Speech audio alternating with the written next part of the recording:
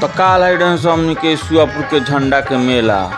वो मेला में देखो कहीं खचाखच भी सारा लोग इंतजार में रहे कजरी और मियाँ खलीफा के। आप देख सकते नहीं कितना भीड़।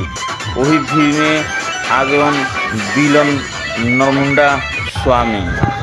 कहना है मित्रों कि शाह कलंदर जाम आवाम क्या क्या है।